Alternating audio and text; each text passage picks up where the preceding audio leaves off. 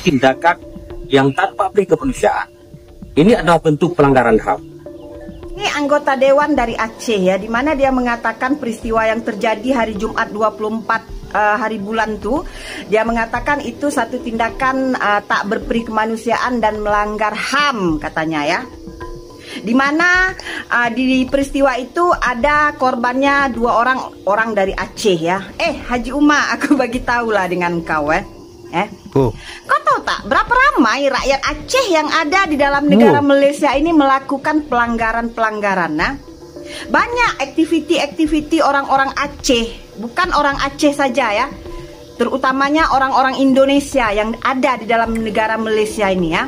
Berapa ramai tekong-tekong asal Indonesia yang melakukan aktiviti-aktiviti ya, membawa pulang rakyat-rakyat Indonesia yang kosong ke Indonesia. Kenapa harus menolak kata serumpun? Karena kata serumpun itu adalah kendaraan politik Malaysia untuk mengklaim budaya Indonesia. Orangnya dihabisi, budayanya diambil. Ini salah satu contohnya di atas, lihat. Alhamdulillah.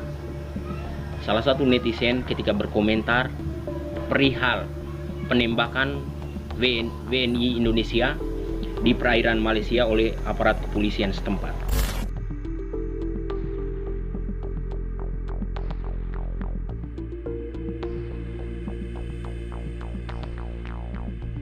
Kita tahu semua bahwa dalam beberapa hari, sekitar 1 minggu terakhir ini di Amerika itu, apalagi setelah Donald Trump resmi menjabat menjadi presiden, ada gebrakan-gebrakan yang sangat luar biasa sekali. Salah satunya adalah Donald Trump membuat aturan bahwa setiap orang yang tidak memiliki identitas jelas atau masuk ke negara Amerika tanpa lewat jalur legal atau jalur resmi pasti akan dideportasi.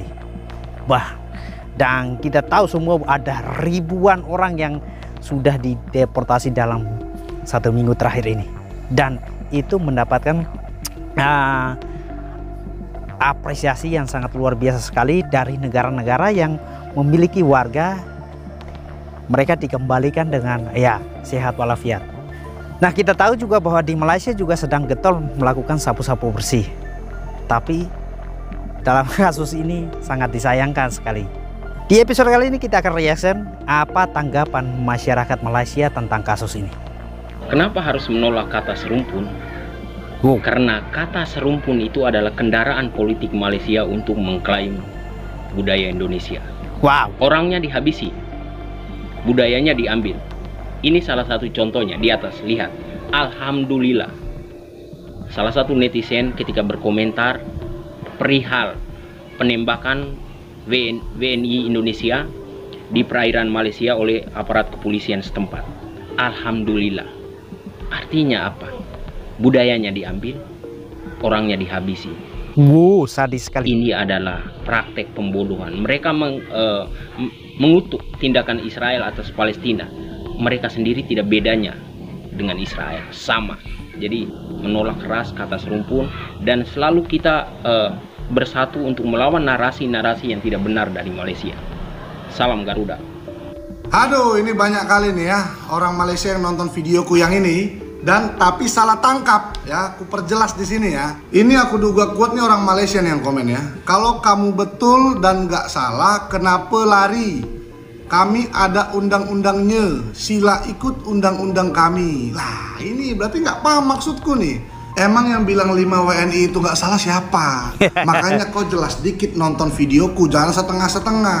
Kan di situ aku udah bilang kalau ada pekerja migran Indonesia yang masuk ya tanpa izin resmi, tanpa dokumen resmi, kalian tangkap saja, tahan. Betul sekali, saya dukung. Ikutin prosedur hukum yang berlaku di sana, ikutin undang-undang kalian, silakan. Tapi jangan main dodor dong. Betul. Ya, itu namanya ini main yang hakim sendiri. saya. Silakan proses, silakan adili berdasarkan undang-undang kalian ke pengadilan.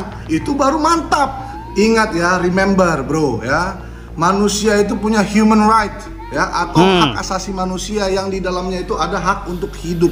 Jadi jangan asal main dodor aja. Betul ya. sekali. Emang mau ada warga negara Malaysia di Indonesia terus polisi Indonesia suka-suka seperti inilah kasusnya, mau? Kan nggak mau kan, ya nggak mungkin juga kami lakukan.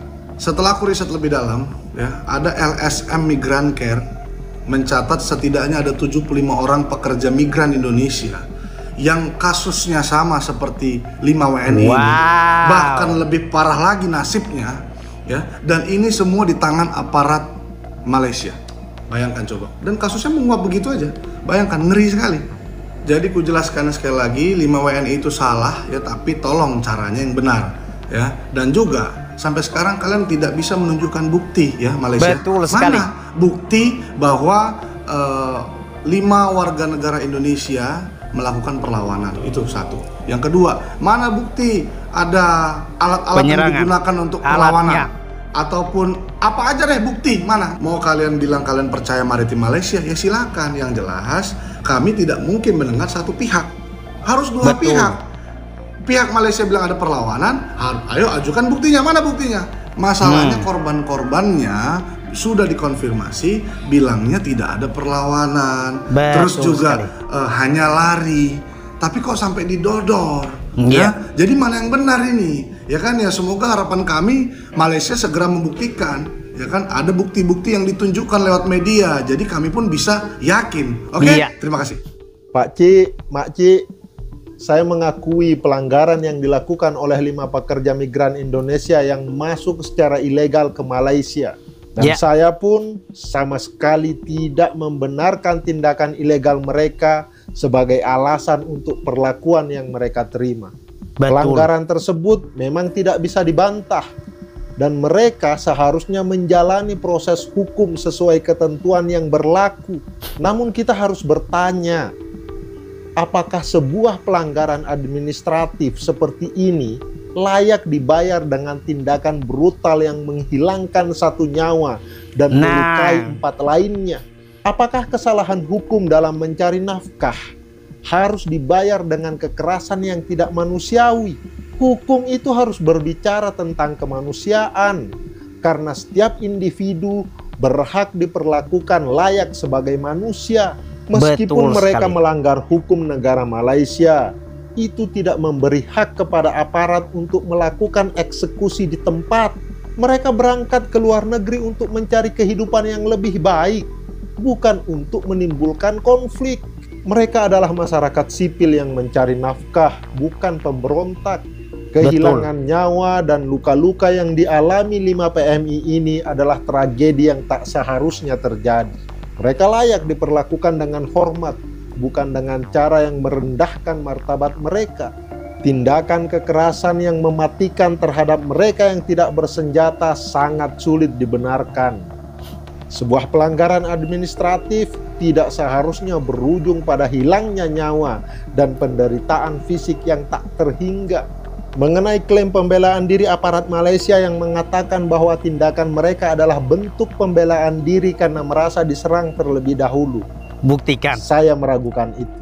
Bagaimana mungkin sekelompok sipil yang hanya menggunakan perahu kecil berani menyerang aparat negara yang menggunakan kapal besar, lebih cepat, lebih canggih, dan dilengkapi persenjataan lengkap? Klaim ini sangat sulit diterima logika kepada pemerintah Indonesia sebagai bagian dari komunitas internasional yang menjunjung tinggi hak asasi manusia. Indonesia harus menuntut keadilan. Tindakan kekerasan ini tidak bisa dibiarkan tanpa perhatian serius. Kejadian ini bukan hanya soal 5 individu, tetapi soal bagaimana kita sebagai bangsa menghargai nilai-nilai kemanusiaan. Ketika nyawa seseorang dikorbankan tanpa alasan yang jelas, itu adalah panggilan bagi kita semua untuk tidak berpangku tangan. Tindakan yang menghilangkan nyawa dan menyebabkan luka serius harus dihentikan. Jika kita diam, maka kita turut menjadi bagian dari ketidakadilan itu. Kita harus mendesak agar kejadian ini diselidiki secara transparan dan agar mereka yang bertanggung jawab dihadapkan pada hukum. Peristiwa serupa tidak boleh terulang. Mari kita bersama-sama mengingatkan dunia bahwa setiap tindakan kekerasan terhadap manusia, apapun alasan dibaliknya, harus diselidiki dan dihukum dengan adil. Tidak ada tempat bagi pembenaran untuk tindakan yang merendahkan martabat manusia. Kita sebagai bangsa harus menjadi bagian dari perubahan yang menuntut keadilan, menghargai kemanusiaan, dan membela mereka yang tidak dapat membela diri. Thank you. Di poin ini sangat bagus sekali pesan yang disampaikan. Kalau memang katanya menurut petugas atau aparat perairan Malaysia, mereka melakukan dar der dor itu sebagai bentuk pembelaan karena terjadi penyerangan. Tapi faktanya sampai sekarang itu buktinya belum dikasih ke publik. Tindakan yang tanpa kemanusiaan ini adalah bentuk pelanggaran HAM. Ini anggota dewan dari Aceh ya, di mana dia mengatakan peristiwa yang terjadi hari Jumat 24 hari bulan tuh, dia mengatakan itu satu tindakan tak berperi kemanusiaan dan melanggar HAM katanya ya. Di mana di peristiwa itu ada korbannya 2 orang dari Aceh ya. Haji Uma, aku bagi tahu lah dengan kau Kau tahu tak berapa ramai rakyat Aceh yang ada di dalam negara Malaysia ini melakukan pelanggaran-pelanggaran? Nah, banyak aktiviti-aktiviti orang-orang Aceh, bukan orang Aceh saja ya, terutamanya orang-orang Indonesia yang ada di dalam negara Malaysia ini ya. Berapa ramai tekong-tekong asal Indonesia yang melakukan aktiviti-aktiviti ya, membawa pulang rakyat-rakyat Indonesia yang kosong ke Indonesia. Pernah pikir tak apa yang rakyat Indonesia lakukan di dalam negara Malaysia ini? Selidiki dulu Haji Uma, jangan asal menuduh, mengatakan ini satu pelanggaran HAM ya. Jadi menurut Anda itu dulu apa membunuh orang itu sebenarnya yang terjadi. Hal yang wajar ya? Jangan menuduh melulu ya. Saya sebagai rakyat Malaysia menyokong sepenuhnya tindakan APMM kita, maritim kita, menjaga tanah air daripada penceroboh. Kenapa negara jiran kita nak marah sedangkan mereka punya warga yang masuk ke negara kita secara haram? Bagi saya tiada salahnya tindakan maritim itu. Waktu malam mereka ceroboh, kita tak tahu sama ada mereka adalah lanun, penjenayah ataupun sesiapa. Yang kita tahu adalah percubaan mereka untuk masuk negara kita secara tidak sah. Negara Malaysia ada maruah. Negara Malaysia ada undang-undang. Sampai bila kita nak berlembut dan biarkan negara kita dimasuki oleh pendatang-pendatang haram sesuka hati? Bila APM dah lakukan tindakannya sehingga seorang tewas, negara jiran sepatutnya ambil pengajaran. Bukannya nak menyalahkan maritim Malaysia. Salahkan si penceroboh itu. Itulah sepatut-patutnya. Mengikut berita, penceroboh itu cuba melawan maritim. Jadi berlakulah penembakan itu. Sebab dah terlalu ramai sangat penceroboh-penceroboh sempadan berani masuk ke Malaysia secara macam itu, memang dah seharusnya lah pihak maritim kita ambil tindakan macam ni supaya perkara ni tidak melarat dan melarat lagi. Betul tak kurang? Otoritas Malaysia mengungkapkan bahwa insiden penembakan terhadap 5 WNI di perairan Tanjung Ru, Selangor terjadi sebab dugaan serangan dari kapal yang ditumpangi WNI terhadap kapal patroli Agensi Penguatkuasaan Maritim Malaysia atau bisa disebut APMM. Kita kalau masuk negara orang tanpa dokumen yang resmi atau yang sah, kita yang salah. 150 pekerja migran Indonesia dipulangkan dari Malaysia lewat Tanjung Pinang, Sri Bintang Pura. Lah di Indonesia nggak ada lapangan pekerjaan. Sampai kita harus masuk secara haram ke negeri orang. Korban yang masih hidup masih bisa digali informasi dan kebenarannya. Dia orang tuh masuk perairan Selangor, urusannya apa? Itu kan negeri orang ya? Dia orang nak cari kerja, Bu. Apakah Macan Asia bisa membuka lapangan pekerjaan dan menghentikan orang yang masuk haram ke Malaysia? Yo ndak tahu, kok tanya saya. Apa yang dilakukan oleh petugas perairan di Malaysia dengan dar der dor pekerja migran Indonesia ini kan yang dipertanyakan motifnya. Alasannya katanya bahwa ada penyerangan dari para pekerja migran 5 orang ini, tapi sudah dibantahkan langsung oleh para korban yang masih menjalankan perawatan di rumah sakit. Nah, kira-kira alasan valid apa yang harus diberikan? Ya kan teman-teman semua. Nah, sekali lagi kita tidak membenarkan ada warga atau pekerja Indonesia yang masuk ke Malaysia atau negara manapun secara ilegal, itu sudah otomatis resikonya sangat berat sekali. Yang menjadi tanda tanya, kok bisa? Apakah tidak ada hukum yang mengatur? Gini loh Mbak, apakah tidak ada hukum yang mengatur tentang pekerja gelap ini? Apakah tidak ada undang-undang yang mengatur kalau para pekerja migran ini melakukan kesalahan masuk negara orang tanpa identitas jelas?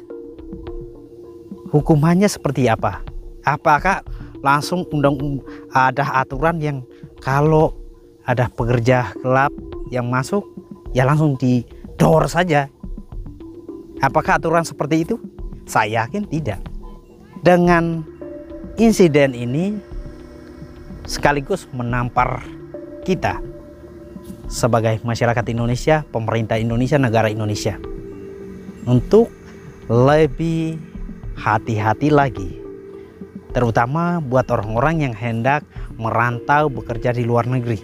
Terkait dengan tertembaknya satu orang tewas buruh migran yang dilakukan oleh oknum kepolisian kerajaan di Raja Malaysia, dan satu orang lagi kritis, 3 orang sedang dirawat. Dari informasi yang kami dapatkan, Partai Buruh dan KSPI menyatakan sikap. 1, meminta pemerintah Malaysia menghukum seberat-beratnya, memenjarakan seberat-beratnya, mengadili seberat-beratnya para oknum yang terlibat dalam penembakan pekerja migran. Jadi polisi Malaysia tersebut harus diadili, dipenjara dan dihukum seberat-beratnya. Dengan tertembaknya 1 orang tewas dan 1 orang kritis, 3 orang sedang dirawat. Yang kedua, kami meminta Bapak Presiden Prabowo Subianto membentuk tim pencari fakta datang langsung ke negara Malaysia. Mengapa demikian? Karena ini tentang kedaulatan bangsa. Betul. Apa yang sedang terjadi? Masa orang ditembak? Saya ILO Governing Body 3 periode berturut-turut, ya, baru kemarin selesai. Itu ada namanya konvensi tentang pekerja migran. Bila ada pekerja sekalipun dia ilegal, pekerja migran ilegal, pendekatannya nggak boleh ada pembunuhan, penembakan, apalagi kekerasan. Tapi pendekatannya ada pendekatan hukum atau deportasi. Yang dilakukan oleh Amerika. Polisi kerajaan Malaysia ini adalah pembunuhan. Sekali lagi saya katakan, pembunuhan, bukan penegakan hukum terhadap pekerja migran. Oleh karena itu tim pencari fakta dari Indonesia, bukan penjelasan sepihak dari polisi yang menembak. Ini kan penjelasan sepihak dari polisi yang menembak, yang sementara kami kumpulkan fakta, ditemukan di tempat terpisah orang yang ditembak itu. Nah, pemerintah Indonesia menerima saja. Oleh karena itu harusnya mencari fakta, langsung dibentuk oleh Bapak Presiden Prabowo. Apa fakta yang sesungguhnya? Kita minta pertanggungjawabannya. Betul. Yang ketiga, kami minta copot Menteri P2MI itu. Nggak ada kerjanya dan wamen. Wakil Menteri dan Menteri P2MI nggak ada kerjanya. Habis ini kita akan aksi ke mereka. Ya, copot. Ini kejadian yang kesekian kali, bukan yang untuk yang pertama kali. Saya sudah mencatat ini kesekian kali pekerja migran kita dibunuh. Kalau sekali lagi dia ilegal, itu dideportasi, dipulangkan, atau dilakukan pendekatan hukum. Toh jutaan buruh ilegal di Malaysia. Kalau begitu tembak aja semua di Malaysia itu buruh-buruh ilegal itu. Ini pasti ada persoalan serius. Ya, unkillingful, tanpa pengadilan orang ditembak, dibunuh. Menteri nggak becus, copot itu menteri. Nah, yang terakhir kami minta agar pemerintah Indonesia tidak hanya mengirimkan nota diplomatik, tapi meminta pertanggungjawaban daripada pemerintah Malaysia. Kalau perlu pulangkan tenaga kerja di Indonesia. Itu kalau nggak ada tenaga kerja di Indonesia, sebagai ILO Governing Body saya tahu lumpuh itu ekonomi Malaysia.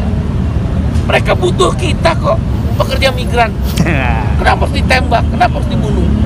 Ini adalah waktu yang tepat setelah Bapak Presiden Prabowo bertemu dengan Anwar Ibrahim, PM Malaysia, dan Sultan Agung Malaysia ini waktu yang tepat membenahi semua aturan yang terkait dengan buruh migran, termasuk upah minimumnya, termasuk hubungan kerjanya, termasuk perlindungan kerjanya. Buruh migran bukan kesalahan buruh Indonesia. Sekali lagi saya ingatkan bahwa jangan mau ikut-ikut dalam kegiatan ilegal. Kalau nyelundup ke negara asing, risikonya negara asing akan bertindak. Di rakyat kita jangan mau dibohongi oleh sindikat-sindikat yang berjanji ini, berjanji itu. Ya, kita waspada, kita ingatkan, tapi kita juga betul itu. Yakin bahwa pihak Malaysia akan melaksanakan penyelidikan yang terbaik. Ratusan pekerja migran Indonesia yang dideportasi dari Malaysia melalui pelabuhan internasional Dumai mengaku diperlakukan tidak manusiawi selama berada di dalam penjara. Mereka tidak diperbolehkan untuk berinteraksi dengan siapapun. Salah seorang PMI, Aliyah, asal Kalimantan Barat, mengaku dirinya selama berada di dalam penjara tak diperbolehkan menemui siapapun.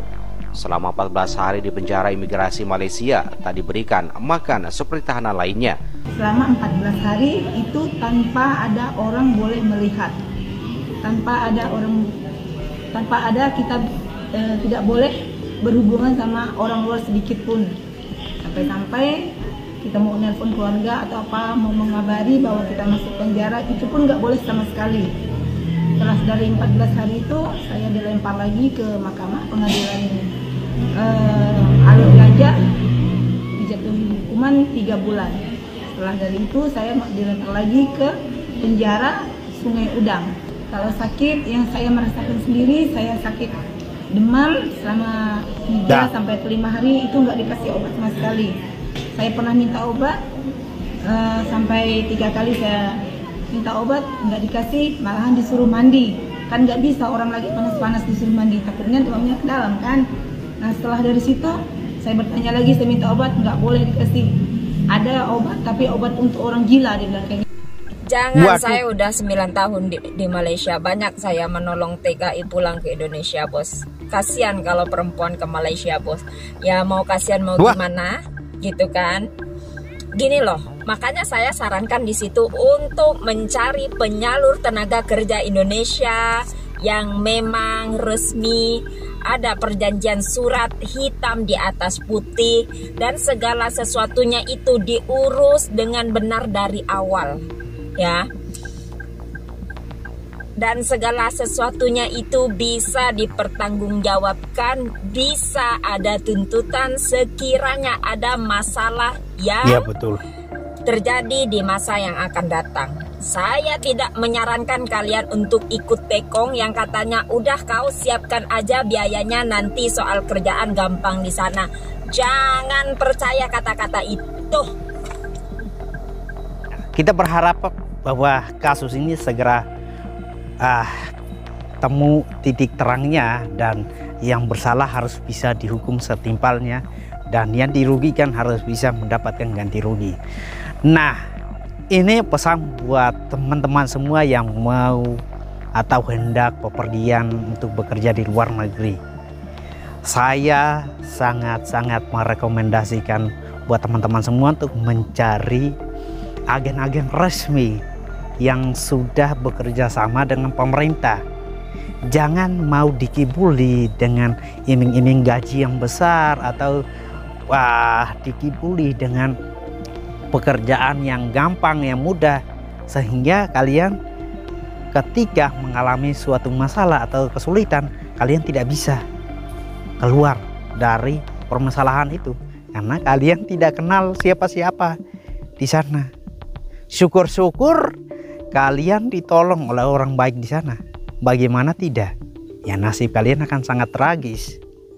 So, ya buat pemerintah Indonesia harus berusaha keras untuk mengatasi kasus-kasus seperti ini, karena ini bukan hanya pertama kali, tapi ini sudah kesekian kali.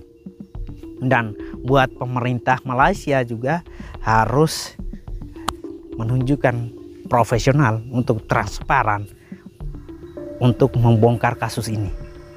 agar kedua negara ini sama-sama enak. Peace.